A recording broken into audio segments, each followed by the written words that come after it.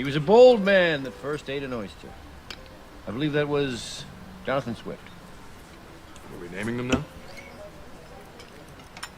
Look at you. I had no idea you were such a fan of the mollusk. Never really gave him a chance before. But I'm acquiring a taste.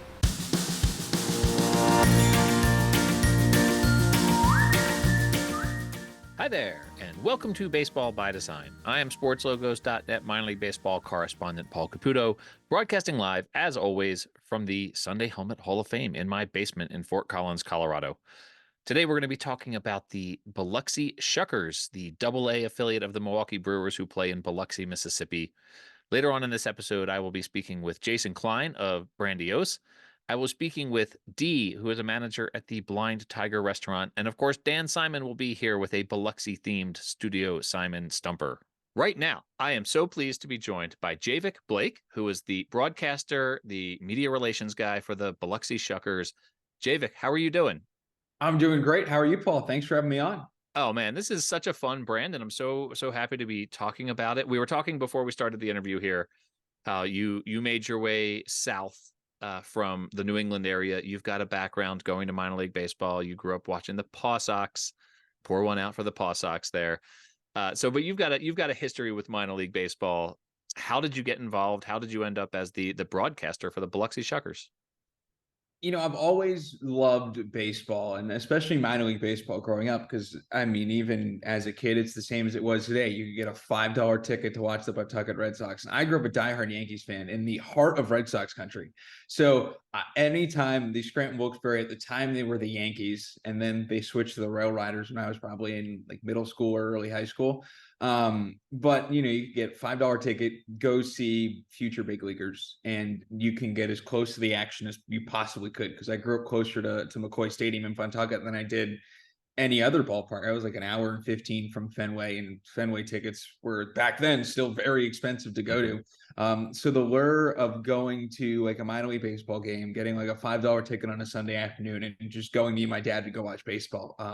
That's what got me into the game of baseball just in general. So the opportunity to now work in minor league baseball, and, you know, see those little kids that I was once way back when, is just so cool to see. And as far as getting to Biloxi, you know, I've had a couple of different stops throughout professional baseball and collegiate summer ball. I spent 2 years working with the Wareham Gatemen in the Cape Cod Baseball League. And then in 2021 and 2020, I worked with the High Point Rockers, which I've one of the big parts about every stop I've been, the logo's been incredible. The Rockers, you have rocket-powered rocking chairs. In 2022, I worked for the Fond du Lac Dock Spiders in the Northwoods League, which is another incredible brand. Yeah. And then this past year, I was originally brought on as the number 2 for the Shuckers, which again, a great logo.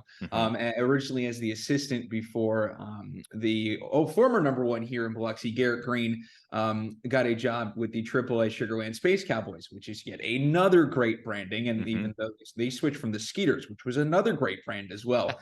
And with him departing and getting a promotion to Triple-A, you know, I went through the interview process once again and ended up sliding in as the number 1 media relations manager, broadcaster, and all that comes with it here in Biloxi. And it's been such a blast and such an incredible opportunity. You know, I graduated college.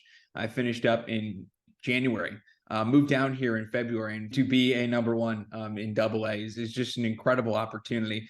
You know, I can't thank our front office staff enough for the opportunity, and it's just been an incredible ride over these last 9 months of everything that's gone into being a number 1 in Double-A, and obviously working with one of the coolest brands in minor league baseball, because where else are you going to find a team that's, you know, our hashtag is Shuck Yeah. Where else are you going to use that in life? Well, so let me ask you about this. I mean, I brought that up, the fact that you sort of came down from the East Coast, you know, north of where I was, right? Like I grew up in the Philadelphia area, and then went to school in Richmond. So you did an even more extreme thing. You went from Massachusetts all the way to Biloxi. This brand is sort of based on the Gulf of Mexico and the sort of seafood industry there. I'll just ask you, first of all, to state it in your own words, but then I want to ask you about sort of your adaptation to this.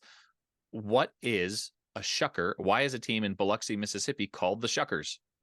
Well, so one of the big things about the Gulf Coast is seafood. The seafood industry is one of the most dominant industries down here on the Gulf Coast. Obviously, in Biloxi, with anyone who's seen the pictures, you have all the different casinos and everything, but tucked in, there's a maritime museum. There are a ton of shrimping boats that'll come in on a daily basis. And anytime you want to get seafood that is fresh caught from the Gulf of Mexico, it is readily available throughout Biloxi. And I think one of the cool things about this logo and about this brand is that it really encapsulates that. And what a shucker is, it's someone who shucks oysters, but obviously the logo is an alive oyster. And how that plays into it, and sort of the seafood background, and sort of playing on the Gulf Coast with the colors and such. It kind of all ties it in together. And what I think is a really cool way. And speaking of the minor league baseball logo side, one of the first kind of random minor league baseball apparel things I owned was a Biloxi Shuckers t-shirt in 2015 when they first came out with the logo. So going back at old pictures and seeing, me wearing that shirt and now I'm here is just another thing about how crazy small of a world it is and how crazy wild of a world it is in baseball. Well, so you mentioned 2015, and this is actually, I mean, this is really important to me as a fan of minor league baseball brands, and the sort of arc that they have taken over the last 10, 15 years in terms of the sheer sort of wackiness and fun of them.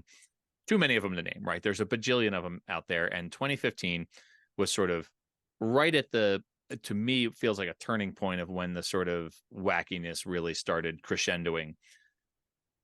That brand has now been around for almost a decade. How normalized has a live oyster for a team called the Shuckers become for you as in that market and in minor league baseball in general? Well, I think one of the funny things when you talk about kind of the rise of the wacky names, that what makes Logovember so much fun every single year is like, all right, who's coming up with what? But I think one of the cool things is that it is able to reflect sort of where the location is, and in a nod to what the city is, because there are tons and tons of minor league baseball cities that have just such rich histories outside of just baseball itself. Like in Biloxi, it is, a capital of seafood and maritime industry that has been a thing for centuries. And to be able to play on that with something that, again, is fun and a little bit wacky, and something that plays really well not only in the community but also nationally. If people's like, hey, what is a shucker? Let me figure out this. Let me go get some merchandise. And I think that's one of the cool things about minor league baseball teams is there are so many people that, like, say, for example, El Paso or Biloxi. You could have no connection to Biloxi or El Paso or Hartford, but you're like, but I want a Yard Goats hat. I'd love a Shuckers hat. That is one of the really cool things about these brands, is that it's able to have a national presence while still paying homage to sort of the industry here in Biloxi, and a really awesome local tie to a city with a rich history, not only on the baseballing side of things, but in the seafood side of things. The local connection is really, I think, just paramount to all of minor league baseball branding. I mean, I think it's the things you mentioned, the Yard Goats, right? Like the Yard Goats are to me the sort of quintessential team where people are like, they picked that name out of a hat. And, in fact, it actually has this like rich backstory related to the railroad industry, right? Like, so, the fact of these connections, the Binghamton Rumble Ponies are another one, right? Like everyone's like, Rumble Ponies, and then you learn about the carousel industry, and it's just like, okay, that, that's cool. I mean, I think that's really fun. So often, Binghamton's an example. They were the Binghamton Mets. They changed to the Rumble Ponies. There was a big uproar. Everyone said, this is too wacky. It's too crazy. Biloxi didn't have that, right? Biloxi had this franchise move into town and become the Shuckers. There was really very little baseball history in Biloxi before the Shuckers. I did see on Wikipedia that the Gulfport Biloxi Sand Crabs played in the Class C Cotton States League in 1907. So it had been a little while. I do love the name Gulfport Biloxi Sand Crabs, though. I mean, that's a fun one right there. But this team came into a market that didn't have baseball and rolled right in with this wacky nickname and this sort of crazy Shuckers, this armless anthropomorphized shucker who is still or oyster who is still in his shell. understanding that this happened before you were there, you were out there buying shirts when you were living in the Northeast. But from what you know from being there, what was the community's reaction when the team was first announced, and then how has it been embraced since then? I think the overwhelming portion of it is Biloxi, and it's been the case for the past 9 years now, is the community is just so excited to have their own team. And, you look at the Shuckers coming in, there was a minor league pro hockey team in the ECHL up until Katrina. And the Biloxi Shuckers are the first professional sports team on the Gulf Coast since then. We were the first to come, and coming from Huntsville, where we were the Stars, to becoming the Shuckers. I think one of the incredible things is just the amount of Shucker stuff you'll see in the community, and by default, how much Brewer stuff you see in the community, which if you had no idea the Biloxi Shuckers were the Double-A affiliate of the Brewers, you'd be incredibly confused why a lot of people in Biloxi, Mississippi own a ton of Brewers gear. But I think it's one of the cool things, and I think it's one of the cool things about the Biloxi community is how much they love their baseball. And we see it every night, especially with people who come to games regularly and are Shuck Nation members, which is what we call our season ticket holders. The amount of outpouring of love and support and care for the baseball team is one of the coolest things. And I think that's what makes minor league baseball special. Not only do you have your diehard fans, but the way that the kids are able to interact with players. We had Jackson Churio this year, and kids are able to come down and get his autograph. And, he's a future, hopefully MVP, all-star, Brewers are hoping he's hopefully a future World Series winner.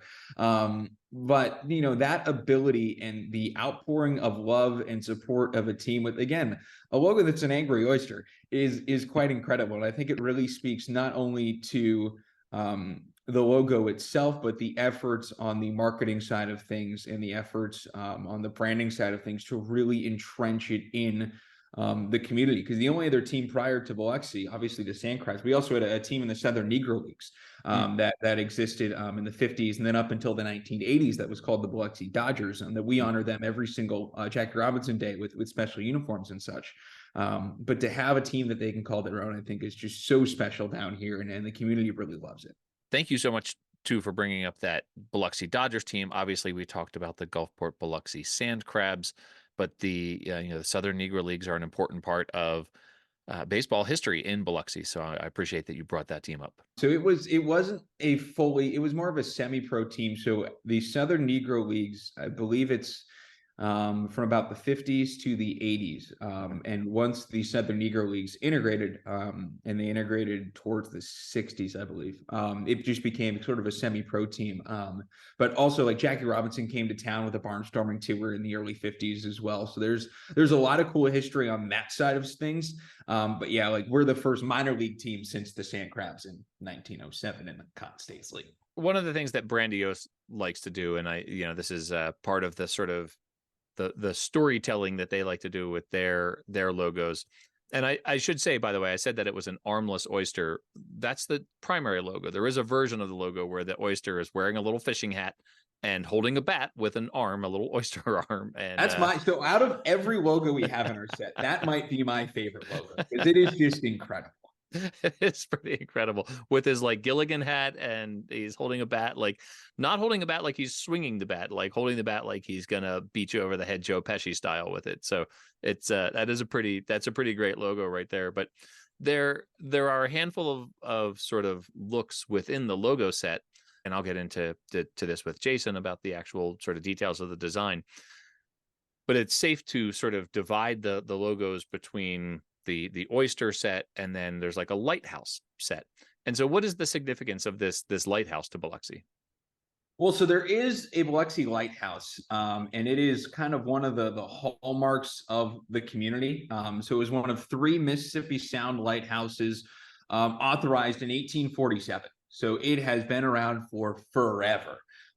So to play on that and to draw on that as part of the logo set, again, kind of enriches it with the community. You have a nod to the seafood industry and the maritime industry as well with the lighthouse, and tying it into kind of a big local landmark is a really fun way to kind of tie it all together. And you can keep the same colors and the same coastal theme we have going on with the primary logo, and carrying it over to other logos as well. Just makes for, I think, a set that really entrenches itself in the local community, which I think is one of the coolest things. Because, like you said, it is not just a random name that was picked out of a hat in 2015. It's like, all right, the Huntsville Stars. We want to go something different than the Stars. What starts with an S? Shuckers. That's not how it happened. So entrenching it into the local community, I think, is such an important thing. And I think that's one of the coolest things about the whole set is that it really plays back into the Biloxi community. And the way it does is just incredible. Well, so you mentioned the Stars, and this franchise does have a certain amount of history, even though there was not a lot of baseball history in Biloxi.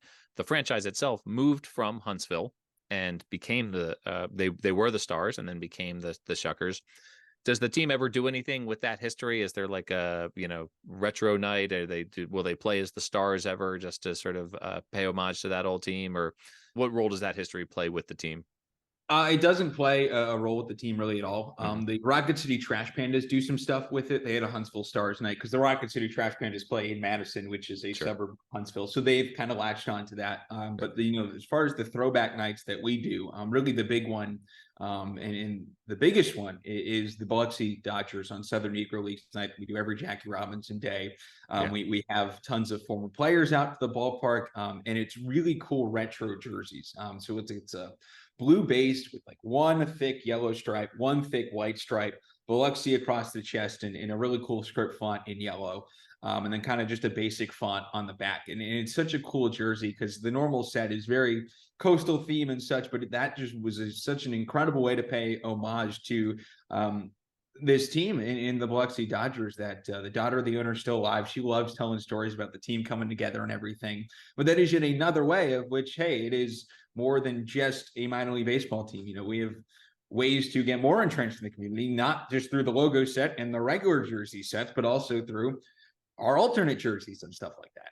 And speaking of alternate jerseys, there has not been necessarily a ton of that out of the Shuckers. Like you're already a food, so the idea of doing like sort of something like one of the food-based alternates or whatever. Is there talk of alternate brands in 2024 or 2025? Well, I'll have to check and see, but I'm sure we'll be hopefully cooking up some fun stuff this offseason. As it were. So part of this brand for this team, obviously part of the fan experience at the game, is the mascot. And we were talking off air about how Schooner the seagull has a bit of a backstory as well. Can you share that?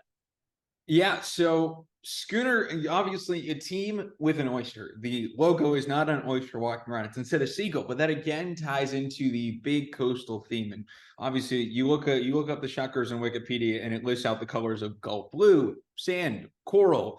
And having a schooner as well ties to the coastal theme of having a big seagull. And even has a fun little backstory to it as well.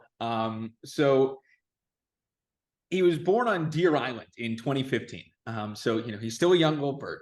But Deer Island is one of the many barrier islands that kind of protect the Biloxi coast and protect the Gulf Coast. There's about, I'm going to say like 6 to 8 barrier islands out in the Mississippi Sound that kind of protect Biloxi and really make it all kind of more of a sound than just open water. But to tie him into kind of what is out there on the barrier islands is a really cool way to do it, and to kind of tie it more back into the local community and in the local identity as well. And then, obviously, as the story goes, he loves a balanced breakfast of blue wahoo and biscuits, which just adds to the fun that you can have with a mascot in minor league baseball. That's awesome. Well, I'm looking at pictures of him as you're talking here, and it's definitely a fun mascot. There's a lot of semi-terrified looking children in these photos with them. So yeah, do a Google image search of Schooner the Biloxi Shuckers mascot here. That is totally fun. Javik, thank you so much. This has been such a blast to talk about this brand. Where can people find you on social media, and where can people find the team online and on social media? So you can find me on social media, Twitter and Instagram, just at JAVBlake8. You can see the Shuckers pretty much everywhere. Website, BiloxiShuckers.com, Twitter at Biloxi Shuckers, Instagram at official Biloxi Shuckers, and on Facebook, we're at Biloxi Shuckers as well, to keep up to date on everything that's happening throughout the season and the off season as well, because minor league season never really stops. That is absolutely true. Javik, thank you so much. This has been a blast. And I have not been to a Shuckers game. I need to correct that and get down there for sure. Well, come on down. Thanks so much for having me on.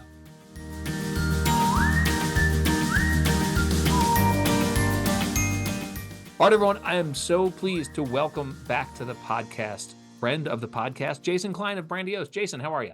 Great to be here. It is awfully good to see you. Through some serious traffic and weather you were experiencing in Southern California, it turns out you survived. Yeah, it never happens, but everything is flooded because we don't expect rain. So when we get rain, it gets wild out there, wild and crazy. It looked. You sent me a picture of what you were dealing with. It looked pretty severe. A place where I expect they probably get more weather than you do in San Diego is Biloxi, Mississippi. Yeah, home of the Shuckers. This is a fun brand, one that was especially unique at the time when it came out, right? Like this was a while ago, and so you were really pushing the limits with this brand of having an actual like anthropomorphized shellfish. With the primary logo, there's like no limbs or anything, right? Like it's just eyeballs and a shellfish. This was this way back when. So what was it about oysters? What was it about shucking? How did that brand, how was that the thing that you all landed on for this brand? Yeah. So Biloxi used to be at one point the seafood capital of the world, or maybe America, but definitely, the big thing was the canneries down there, and there was shrimp, but definitely oysters was the thing. And I remember people were telling stories about how the shells, because you can it, all the shells would get tossed aside, and there would be like hills, like mounds of these oyster shells, and people would get like cafeteria trays and then go sledding down the side of these mounds of oyster shells. So there was definitely that heritage. Some of the lettering we picked up. There's a great museum that had like a history of Biloxi, and we picked up some of the lettering from the old canneries at the turn of the century and tried to incorporate that into the look and feel. The other thing too was that when we were down there, we had a focus group, and during this focus group, they were like, "Listen, we're like on the Gulf Coast. Yes, we are technically in Mississippi, but like we're like a whole different thing." And there was, they even called themselves Coastilians, which I don't know if everybody calls them, but the focus group was really like, no, we're not like. We're Coastilians. That is how we identify. And one of the things that they had said was, and I want to sort of be sensitive when I say this, but like there's been a lot of weather that they get that drives people away, whether it's storms, hurricanes, whatever. But their idea was that those who stay, those who continue to make Biloxi their home in light of all of this intense weather, there's like a grit, like we're diehards, right? You can't we're here, it's like nothing can drive us out. And so there was definitely this feeling of, if you are here and continue to stay here, despite all that says something about being a Coastilian. And so, that was really cool. And we really wanted to like incorporate that grit into it. And then there were some secondary logos, one of the things was the water line. That's such a thing that's talked about so often down there, which is that, when hurricanes come, like where the flooding was, and this is the water line, and the water line is signified of, this building made it through, or this lighthouse made it through. So the lighthouse in our brand has a water line, or waves sort of kind of coming up on it. So that was a thing that was really important to them. We were like all the Shuckers and the fun, and they were like like the water line and the lighthouse, and withstanding all these hurricanes. That's something like we really this like resilience and perseverance that we wanted to embody in the look and feel. Yeah, the lighthouse is really elegant brand and has a very different feeling to it than the the character based one that you did with the oyster itself. I do have a couple questions about the oyster itself. Like I said, the primary logo and one of the alternates, there's a letter B with the oyster in its shell, sort of in the curve of the letter B there. Yes. No, like I said, no limbs. The only anthropomorphic quality of it is the eyeballs sort of peeking out. Yeah. But then, of course, you have another one where he's got a clenched fist, and he's in his other hand holding a baseball bat, and he does have these limbs. Not only that, like a white Gilligan hat as well, which is which is a really fun detail. What were the challenges in creating this character with almost no defining characteristics, outside of the shell? Yeah, I mean, the idea was that sort of the character could sort of morph and move, and maybe the arms are tucked in.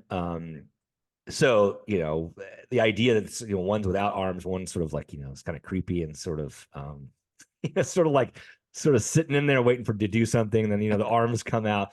A lot of it was just driven by the staff and say, oh, we want like a bat version with a bat, and okay, well, what does that look like? And like, does it have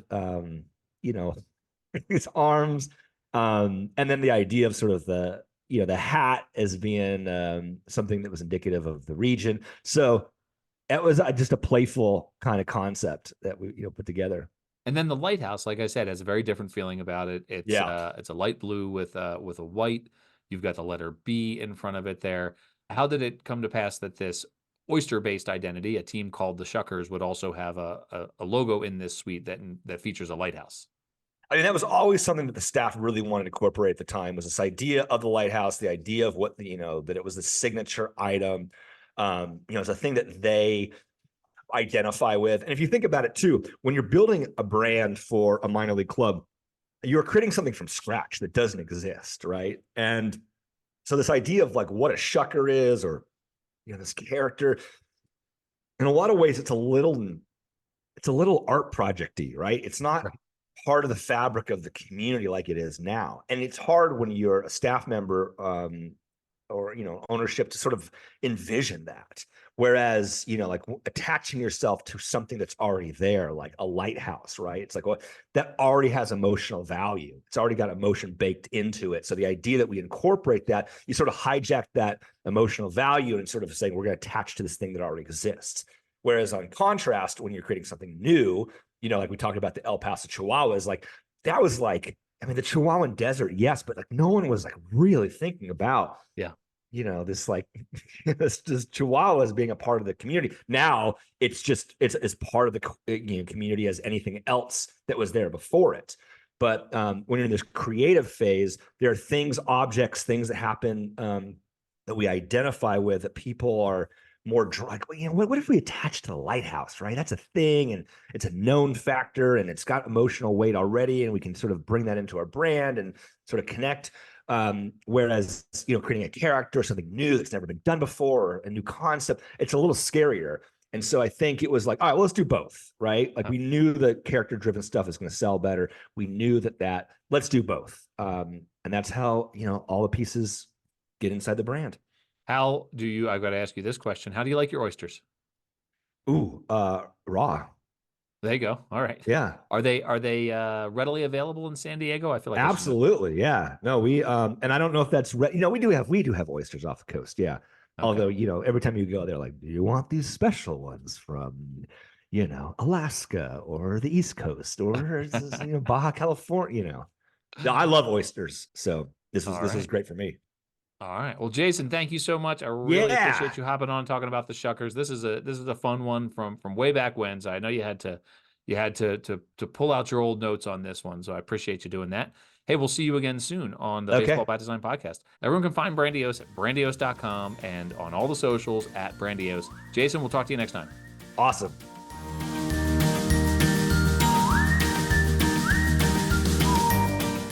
All right, everyone. Welcome back. I am very pleased right now to have on the phone, live from Biloxi, Mississippi, Dee from the Blind Tiger Seafood Restaurant. Dee, how are you doing? I'm great. How are you? I am doing very well. The reason I'm calling, as we were just talking about before we started the recording here, is we're doing an episode of the Baseball by Design podcast about the Biloxi Shuckers, because apparently Shuckers are a thing in Biloxi, Mississippi. They're a big deal in Mississippi. So I'm curious, just, what is your experience with oysters as someone who's from there, and, why do you think they might be a big enough field to name a baseball team after? Well, I mean, I grew up with oysters in my family. My parents would sit outside and, shuck oysters from the sack and just eat them right then and there. So as long as I've been alive, I've always been around oysters. I believe that they're so popular because we have oyster reefs just readily available for us, you know. Well, what is it when you say you would shuck oysters? You said right from the sack. Is that what you said? Yeah. We what, would get them in brown sacks, and my parents would sit outside, and you know, they would open one, eat it, open one, put it in a mason jar, and.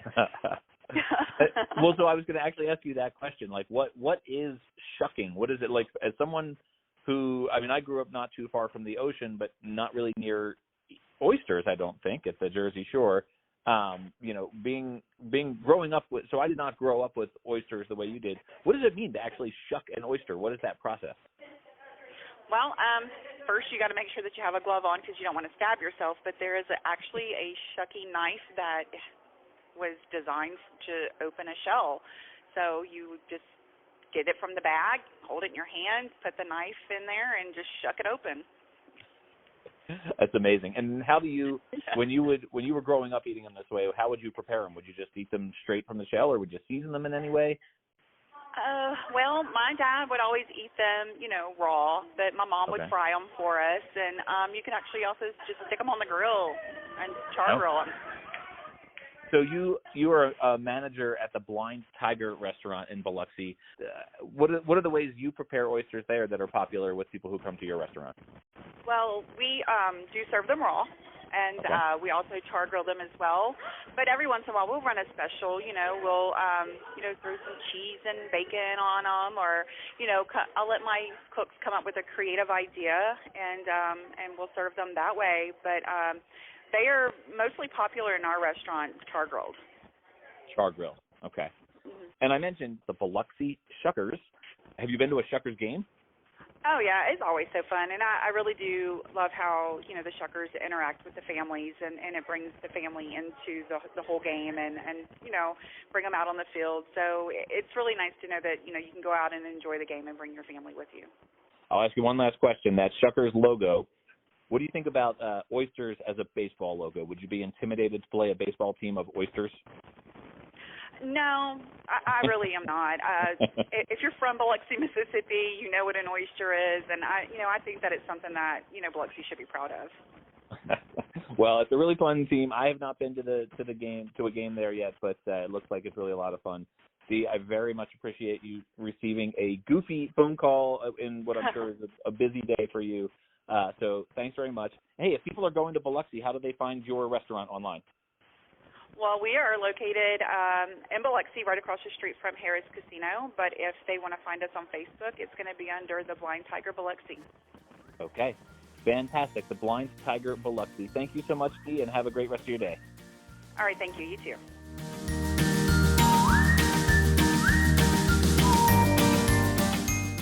All right, everyone. Welcome back. So pleased to be joined, as always, as I am every week, by my good friend Dan Simon of Studio Simon, which you can find on Instagram at @studio_Simon. We'll get that right up front this time, Dan, because sometimes we forget to mention where people can find you on social media.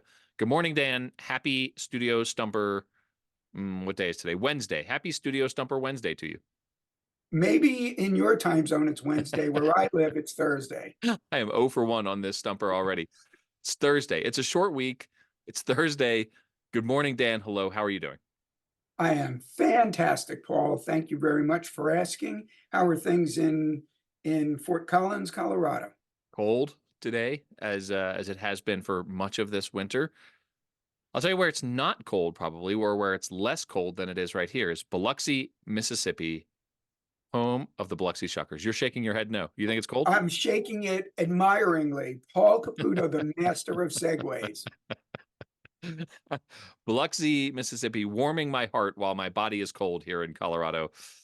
This is a logo, a nickname based on the seafood industry, and so that's yes, you have a certain amount of that in the Gulf Coast here with a lot of the teams down there. There's a lot of seafood mentioned in minor league baseball logos and nicknames. So I'm curious to see where this is going to go. I kind of feel like we should have I don't know, like a white wine or a glass of beer or something, and some oysters on a plate with some, what do you do, like marinara sauce, some red sauce with it?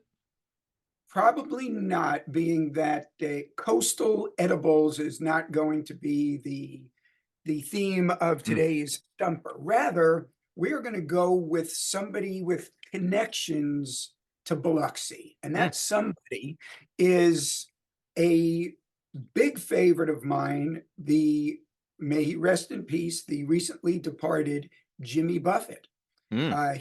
Here are his connections to Biloxi, and there may be more, but just for the purpose of this stumper, we will talk about the fact that he was born in Pascagoula, Mississippi, which is just about 20 miles due east of Biloxi. I would imagine an easy half-hour drive. On one of his best albums, for those of you who might be parrot heads, Changes in Latitudes, Changes in Attitudes, that album, where you will find his biggest hit, Margaritaville. There's also a song entitled Biloxi, which is a lovely ballad, beautiful song. I urge, just as I sometimes urge listeners to see this movie or read this book, I recommend that album. And if you're not familiar with the song Biloxi, give that a listen. So in addition to his connections to Biloxi, Mississippi, Jimmy Buffett also has connections to baseball. One of them is in 2005, he was the very first musician to play a concert at Wrigley Field. And he was part owner of 2 minor league baseball teams, which brings us to today's Studio Simon Stumper, a 2 truths and a lie question. I love this so much. I love the connection that you made here. He had a song called Biloxi. He owns 2 minor league baseball teams, and now we're going to go 2 truths and a lie here. Dan, I'm excited for this. Okay, it's a segue like the famous Paul Caputo segues. So our Studio Simon Stumper today asks, which of these Studio Simon teams was not one of the teams of which Jimmy Buffett was part owner? Was it A, the Rancho Cucamonga Quakes, B, the Madison Black Wolf, or C, the Fort Myers Miracle? He was part owner of 2 of those teams, but not of 1. All right, I'm going to say, based on the nature of the identity that you created for that Fort Myers Miracle, it had a palm tree, it had this sort of beachy feeling, this beachy sensibility about it. Unless it's an intentional diversion, I'm going to say that one feels like a team that Jimmy Buffett might be involved with, just because of the sort of beachy sensibility to it. And not too far from Biloxi. It's part of, it's on the Gulf Coast there. So, all right. So the Madison Black Wolf and the Rancho Cucamonga Quakes. I thought the Rancho Cucamonga Quakes might be a possibility because they're in Southern California, albeit inland Southern California. And, Jimmy Buffett's in the entertainment industry. And so maybe that connection to Southern California might be a factor. I don't recall ever hearing anything about that, and I've written about the Rancho Cucamonga Quakes, and so I don't recall that there was ever any conversation about that team and Jimmy Buffett. So I almost want to say that one's the lie. The Madison Black Wolf, I know that we have talked about it briefly on this podcast. We've referenced it briefly on this podcast before. It was short-lived, I believe, that team, and I don't know too much about it. So I'm going to say, even though I feel like he might have had a connection in Southern California, the lead contender right now is the Quakes, just because I don't believe I've ever heard anything about that. I'm going to say Miracle, yes, he was part owner of it. Madison Black Wolf, I don't know, but I don't think that Quakes is the right answer. So I am going to go Quakes was the team that Jimmy Buffett was not involved with.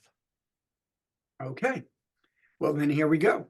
First, I want to mention, as you were sussing this out, you were saying the Fort Myers Miracle identity seems like something that would be consistent with Jimmy Buffett and everything we know about him, palm trees, things like that.